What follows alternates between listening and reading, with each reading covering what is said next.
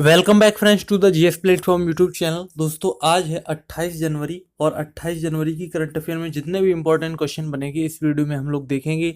और अगर आप इस चैनल पर नए हैं तो चैनल को इस तरह से सब्सक्राइब कर लीजिए और पास वाले बेल आइकन को प्रेस कर दीजिए जिससे आपको नई वीडियो का नोटिफिकेशन मिलता रहे।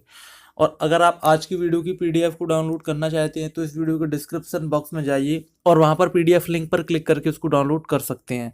साथ ही साथ इस पीडीएफ को आप हमारे टेलीग्राम ग्रुप से भी डाउनलोड कर सकते हैं। टेलीग्राम ग्रुप की लिंक वीडियो के डिस्क्रिप्शन बॉक्स में दी गई है। और वीडियो के लास्ट में आपसे करंट अफेयर की क्विज का क्वेश्चन पूछा जाएगा जिसका आंसर आपको कमेंट बॉक्स में देना होगा। तो वीडियो शुरू करने से पहले मैं आपको बता दूं, अगर आप इस वीडियो को फेसबुक पर देख रहे हैं तो प्लीज़ फेसबुक पेज को लाइक करना और फॉलो करना ना भूलें। तो चलिए शुरू करते हैं आज की वीडियो। तो आज की वीडियो का पहला क्वेश्चन है, हाल ही में जयपुर में कितने दिवसीय 12वां जयपुर साहित्य उत्सव शुरू हुआ है? तो इसका जो राइट आंसर है 5 दिवसीय। ऑप्शन यहाँ पर आपका ए सही हो जाएगा। तो हाल ही में वार्षिक जयपुर साहित्य उत्सव का 24 जनवरी को शुभारंभ हुआ है और ये उत्सव जयपुर में प्रत्येक वर्ष आयोजित होता है और प्रदेश के कला और संस्कृति मंत्री बीडी कल्ला ने इसका उद्घाटन किया। और ये कितने दिवसीय? 5 दिवसीय, आप ध्यान रखिएगा।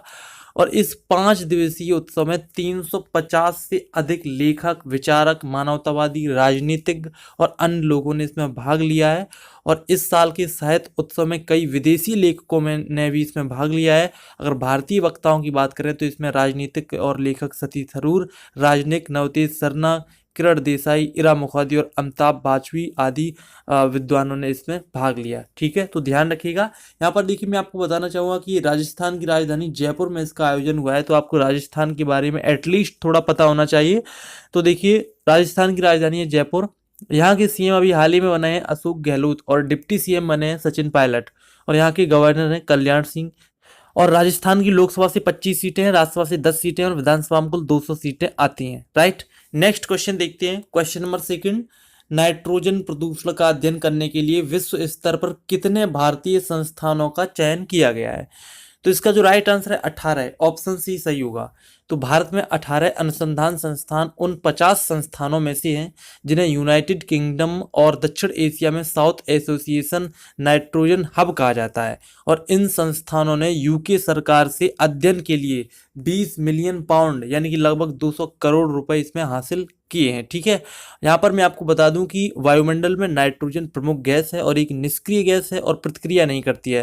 हालांकि जब से कृषि, सीवेज और जैविक कचरे से यौगिकों के हिस्से के रूप में जारी किया जाता है तो नाइट्रोजन को प्रतिक्रियाशील माना जाता है और ये प्रदूषणकारी भी हो सकता है उस कंडीशन में। राइट, तो नाइट्रोजन प्रदूषण का अध्ययन करने के लिए विश्व स्तर पर जो 50 संस्थान हैं उनमें भारत की 18 संस्थानों का चयन किया गया। तो ऑप्शन सी सही होगा।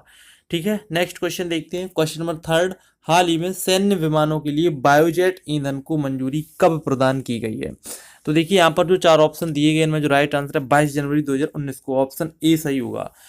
तो कई महीनों तक चलने वाले जमीनी और उड़ान के परीक्षणों के बाद 22 जनवरी 2019 को सैन्य विमानों में स्वदेशी उत्पादित जैव ईंधन को एजेंसी द्वारा उपयोग के लिए मंजूरी प्रदान की गई है।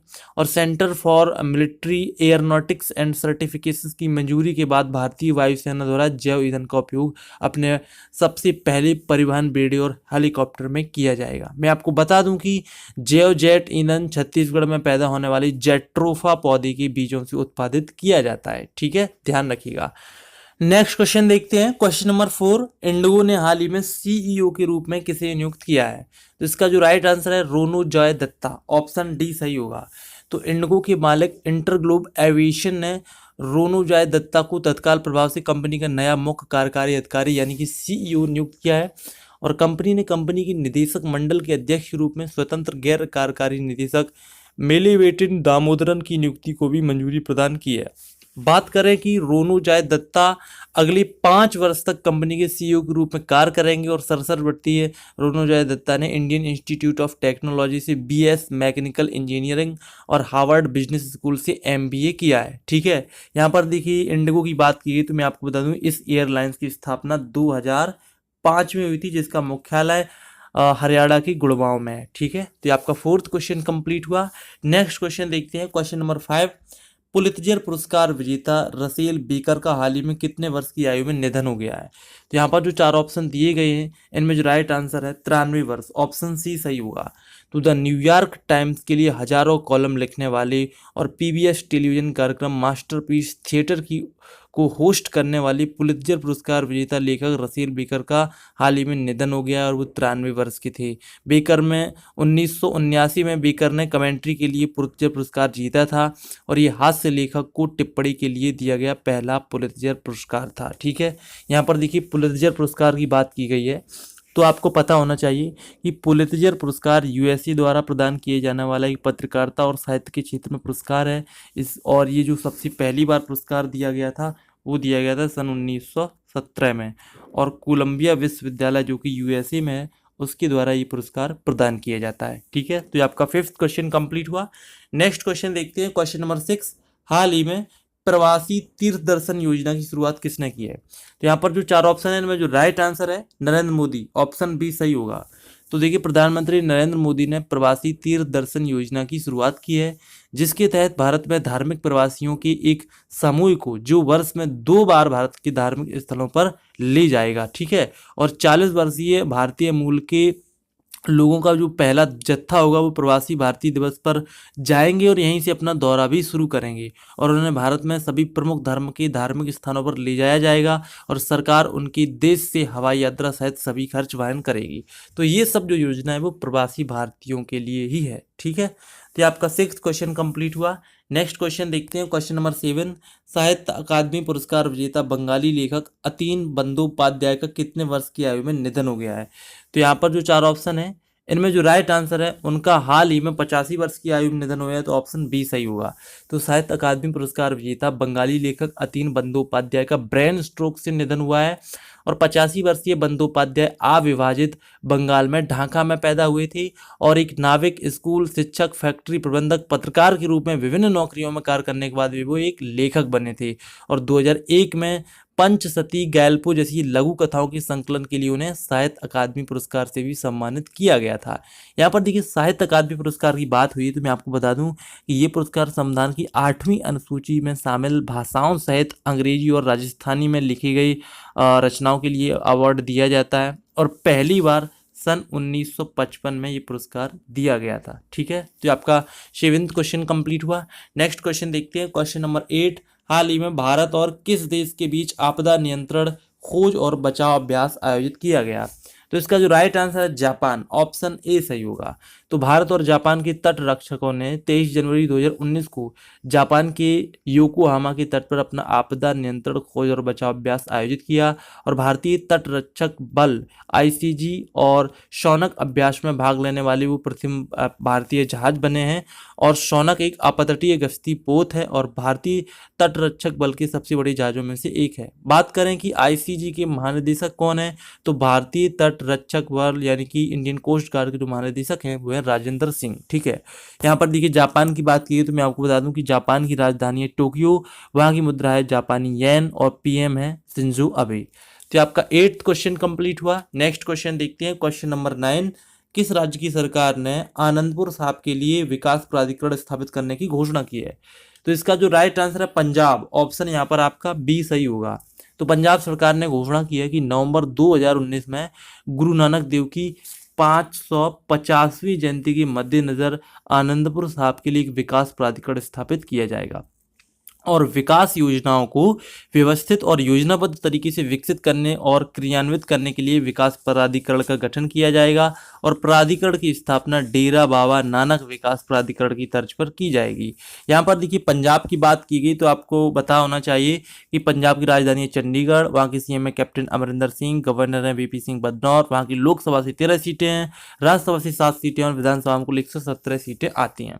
तो आपको इस क्वेश्चन से इतनी इन्फॉर्मेशन मिल जाती है। नेक्स्ट क्वेश्चन देखते हैं, क्वेश्चन नंबर 10। हाल ही में राष्ट्रीय भाषण प्रतियोगिता का उद्घाटन किसने किया है? तो इसका जो राइट आंसर है colonel Rajyavardhan Singh Rathore, option A सही होगा। तो केंद्रीय मंत्री कर्नल राज्यवर्धन सिंह राठौर ने 24 जनवरी 2019 को देशभक्ति और राष्ट्र निर्माण पर राष्ट्रीय भाषण प्रतियोगिता का उद्घाटन किया है। और इस प्रतियोगिता का आयोजन नेहरू युवा केंद्र संगठन द्वारा किया जाता है। और इस प्रतियोगिता का उद्देश्य राष्ट्रवाद की भावना को और मजबूत करना है और राष्ट्र निर्माण में पूरी भागीदारी के लिए युवाओं और जनता के बीच देशभक्ति की भावना को बढ़ावा देना है। ठीक है, तो आपका 10th क्वेश्चन कंप्लीट हुआ। नेक्स्ट क्वेश्चन देखते हैं, क्वेश्चन नंबर 11। तो देखिए क्वेश्चन नंबर 11 और 12 मैंने कल की वीडियो से सेलेक्ट किए हैं, लेकिन यहाँ पर कल की वीडियो से ज़्यादा एक्सप्लेनेशन की गई है, क्योंकि यहाँ पर आपको फुल डिटेल में इन दोनों क्वेश्चंस के बारे में इंफॉर्मेशन मिलने वाली है। तो यहाँ पर देखिए 11th क्वेश्चन है, हाल ही में भारत रत्न 2019 किसे दिया जाने की घोषणा की गई है। तो इसका आंसर हो जाएगा उपरोक्त सभी, यानी कि प्रणब मुखर्जी, नानाजी देशमुख और भूपेन हजारिका को अवार्ड दिया जाएगा। ठीक है, तो मैं आपको बताना चाहूँगा कि इन तीनों के बारे में एक्स्ट्रा फैक्ट क्या हो सकते हैं। तो देखिए सबसे पहले बात करते हैं प्रणब मुखर्जी साहब के बारे में, जिनका ऑप्शन ए में जिक्र किया गया है, जिन्होंने वर्ष 2012 से 2017 के बीच में राष्ट्रपति पद का कार्यकाल भी संभाला था और 4 वर्ष के अंतराल के बाद भारत रत्न से उनको सम्मानित किया गया है। और पूर्व प्रधानमंत्री अटल बिहारी वाजपेयी और बनारस हिंदू विश्वविद्यालय के संस्थापक मदन मोहन मालवीय को 2015 में नरेंद्र मोदी सरकार द्वारा पुरस्कार दिया गया था। बात करते हैं नानाजी देशमुख के बारे में। तो देखिए नानाजी देशमुख का जन्म 1916 में महाराष्ट्र की परभड़ी में एक मराठी परिवार में हुआ था और बचपन में वे स्वतंत्रता सेनानी बाल गंगाधर तिलक से प्रेरित थे। और नानाजी ने 1950 में गोरखपुर में भारत का पहला सरस्वती शिशु मंदिर स्थापित भी किया था। और नानाजी देशमुख राष्ट्रीय स्वयंसेवक संघ यानी कि आरएसएस के सदस्य थे, जो भाजपा के वैचारिक संरक्षक है। उन्होंने उत्तर प्रदेश में आरएसएस प्रचारक के रूप में भी काम किया था। और नानाजी देशमुख ने बलरामपुर से वर्ष 1977 के लोकसभा चुनाव में जीत भी हासिल की थी।